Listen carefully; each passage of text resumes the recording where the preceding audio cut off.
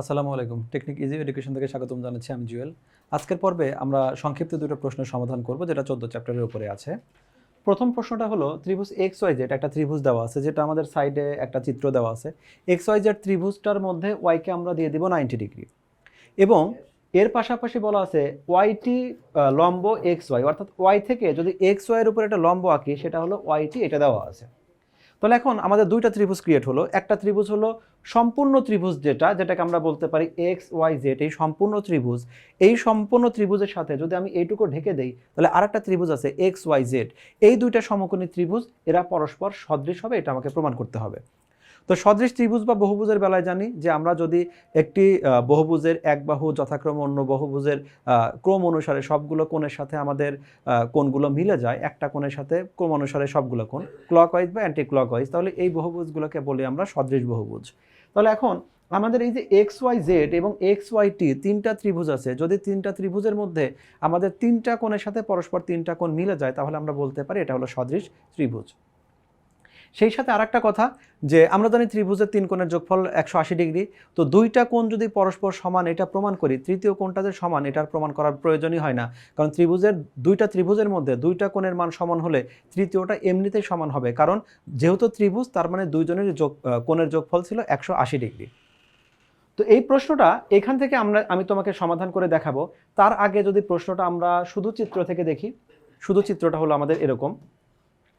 প্রথম প্রশ্নটা হলো আমাদের এরকম একটা প্রশ্ন, এক্স ওয়াই জেড এই আমাদের ত্রিভুজটা ছিল। শুরুতে আমাদের এক্স ওয়াই জেড ছিল, তার মানে মাঝখানের যে এই দাগটা ছিল না। তো এই দাগটাকে যদি আমি বাদ দিয়ে চিন্তা করি, আমি এই যে এরকম করে চিন্তা করলাম, তার মানে শুরুতে ত্রিভুজটা ছিল এরকম, এবং অবশ্যই এই যে অ্যাঙ্গেলটা আছে এই অ্যাঙ্গেলটা হলো 90 ডিগ্রি। এইটা হলো সমকোণী ত্রিভুজে একটা কথা বলা থাকলো। এর পাশাপাশি কি হলো, যদি এখন এইখান থেকে আমরা ঠিক এই যে আমাদের এক্স জেড ত্রিভুজ আছে, এর উপরে একটা বাহু এমনভাবে আঁকবো যেন এটা 90 ডিগ্রি ক্রিয়েট করে। যদি 90 ডিগ্রি ক্রিয়েট করলো, তাহলে এইখানে নতুন একটা ত্রিভুজ ক্রিয়েট হলো, অর্থাৎ একটা হলো সম্পূর্ণ ত্রিভুজ আর একটা হলো শুধুমাত্র এই যে ভিতরে ছোট ত্রিভুজ। এইটা, এই যে দুটো ত্রিভুজ আছে, এই দুটো ত্রিভুজের মধ্যে কম্পেয়ার করে বলতে হবে যে এরা একজন আরেকজনকে সদৃশ। তো এইটাকে যদি আমি তোমাকে তিনটা এই ত্রিভুজের যে কোণগুলো আছে ওটাকে আলাদা আলাদা করে দেখাই। আমি প্রথমে এই যে সম্পূর্ণ এক্স ওয়াই জেড, এটা হলো সম্পূর্ণ এক্স ওয়াই জেড ত্রিভুজ। এই ত্রিভুজের বেলায় আমাদের যে ওয়াইটি আছে, যেটা আমি ডট দিয়ে দেখাচ্ছি, এইটা আমি মনে মনে চিন্তা করব না। আমি এই দুইটা ত্রিভুজের ভিতর থেকে, এই ত্রিভুজ থেকে সম্পূর্ণ ত্রিভুজ যেটা হলো এক্স ওয়াই জেড, ভিতরে আমাদের ওয়াই জেড যে বাহুটা ছিল আপাতত ওই বাহুটাকে আমি চিন্তা করব না, যেটা আমি ডট দিয়ে রেখেছিলাম, আমি এটা মুছে দিলাম। তার মানে এইরকম কোনো কিছু আমাদের আপাতত নাই। আবার এই যে আমাদের এইটুক বাদ দিলে নতুন যে ত্রিভুজটা গঠন হয়েছিল এক্স ওয়াই টি, আমরা সেই এক্স ওয়াই টি এবং আমি স্টাইলটা সেম রেখেছি। এই যে এক্স শীর্ষেই আছে, এই টি বিন্দু আমাদের এখানে আছে, আর ওয়াই বিন্দু এখানে আছে। তার মানে এই যে দুইটা ত্রিভুজ আমি আলাদা করে লিখলাম, এই দুইটা ত্রিভুজ মূলত এখান থেকেই দুইটাকে আলাদা করে রেখেছি। তুমি এই দুইটার একটাও আঁকবে না, তুমি এইখান থেকেই আঁকবে। শুধুমাত্র আমি কোন সময় কোন জ্যামিতিতে ফোকাস করছি সেই ফোকাসটা বোঝানোর জন্য আমি তোমাকে দুইটা আলাদা করে এঁকে দেখাইছি। এখন এই দুইটা ত্রিভুজের মধ্যে আমি কি কি মিল পাচ্ছি।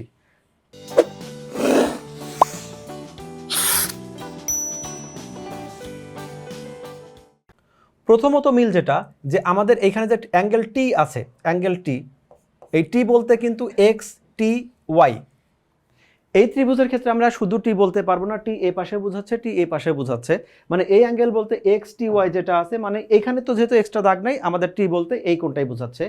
টি কোণের সাথে আমি এখানে শুধুমাত্র অ্যাঙ্গেল ওয়াই, এই দুইটা ত্রিভুজের মধ্যে এই দুইটাকে আমি পরস্পর সমান বলতে পারি, কারণ যেহেতু এটা হলো দুইজনই আমাদের সমকোণ ছিল। এবার আর একটা জিনিস খেয়াল করো, আমার এই দুইটা ত্রিভুজে এই যে এক্স কোণটা, ছোট ত্রিভুজ যখন চিন্তা করছি তখন আমাদের এক্স কোণ আছে, সম্পূর্ণ ত্রিভুজ যখন চিন্তা করছি তখন আমাদের এক্স কোণ আছে, যেটাকে আমরা বলতে পারি যে সাধারণ কোণ। দুইটা ত্রিভুজে একই কোণ আছে, তাহলে আমরা এটাকে বলতে পারি angle of x equal angle of x. তাহলে এখন আমরা যেটা দেখতে পাচ্ছি, এই দুইটা ত্রিভুজের মধ্যে দুইটা কোণ যে সমান, এটা একদম শতভাগ নিশ্চিত আমরা।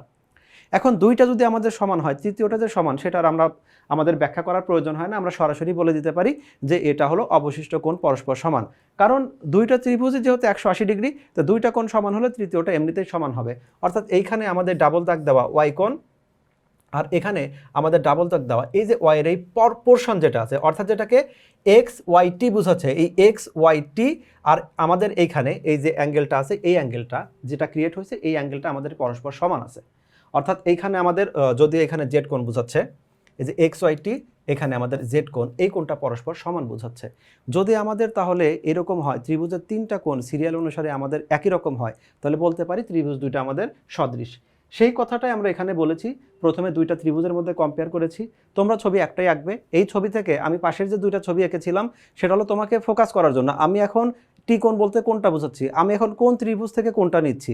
এক্স কোণ কিন্তু আমি দুইবার নিয়েছি, একবার হলো ফুলতা থেকে, একবার হলো ছোটটা থেকে। কখন কোনটা থেকে নিয়েছি সেটা আমি আলাদা করে দেখিয়েছি। তাহলে এইভাবে আমরা দুইটা ত্রিভুজে পরস্পর সদৃশ সেটা আমরা প্রমাণ করলাম। পরবর্তী আরেকটা প্রশ্ন আছে, এখানে বলা হচ্ছে যে দেখাও যে দুইটি ত্রিভুজের ভূমি সমান হলে তাদের ক্ষেত্রফল উচ্চতার সমানুপাতিক। এর অর্থ হলো যে দুইটা ত্রিভুজের ক্ষেত্রফলকে, ধরো একটা ক্ষেত্রফল 50, একটা হলো 100, তাহলে দুইটাকে রেশিও করলে হয় হাফ। তো দেখা যাবে যে উচ্চতা দুইটা যে আছে, উচ্চতা দুইটার যে রেশিও সেখানেও হাফই হবে।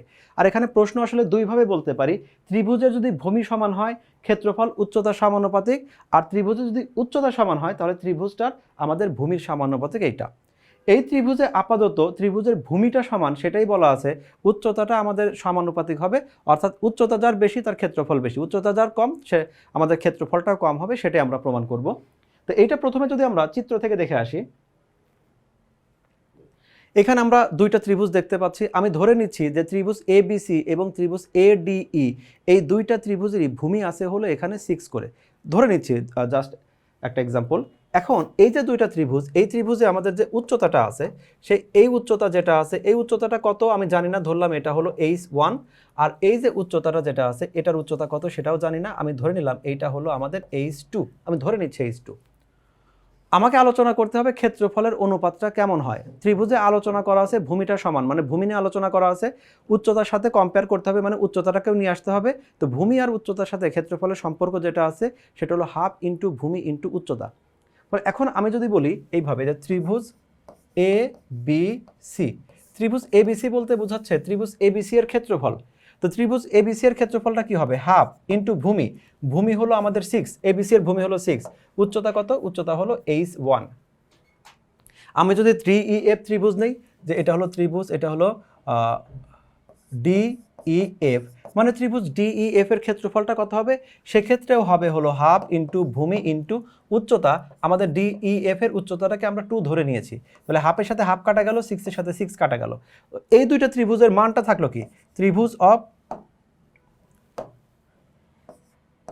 এ বি সি ডিভাইড এটা হলো DEF, এইটা থাকলো হলো h1 ডিভাইডেড বাই h2।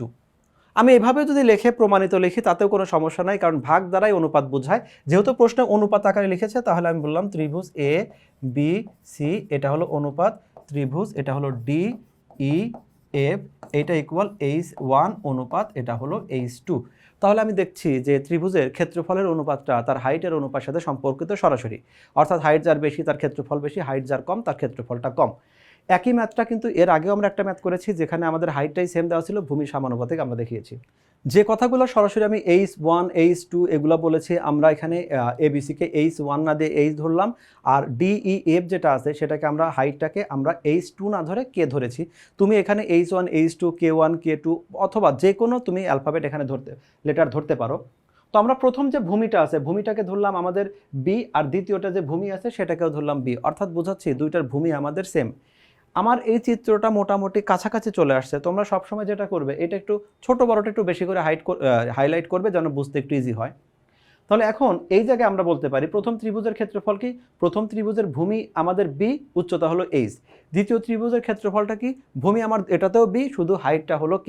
তাহলে দুইটাকে যদি আমরা রেশিও করি, ক্ষেত্রফলটাকে রেশিও করলে এরকম থাকে, যেখানে আমাদের তাহলে হাফ, উভয় পক্ষ থেকে হাফ এবং উভয় পক্ষ থেকে b যদি ইলিমিনেট হয়ে যায়, তাহলে আমাদের থাকে h অনুপাত k, h মানে হলো AP আর k মানে হলো DQ, অর্থাৎ দুইটা উচ্চতা সমানুপাতিক। অর্থাৎ আমরা দেখিয়ে দিলাম ত্রিভুজ দুইটির ভূমি যদি সমান হয় তাহলে ক্ষেত্রফল উচ্চতা সমানুপাতিক। এই প্রশ্নটা অনেক সময় MCQ এর সাথে রিলেট থাকে, তোমরা এখান থেকে মনে রাখবে ভূমি সমান হলে উচ্চতা সমানুপাতিক, উচ্চতা সমান হলে ভূমি সমানুপাতিক। আশা করি প্রশ্নগুলো বুঝতে পেরেছো। আমাদের সাথে থাকার জন্য ধন্যবাদ। দেখা হবে নেক্সট ক্লাসে অন্য একটা এপিসোডে। আল্লাহ হাফেজ।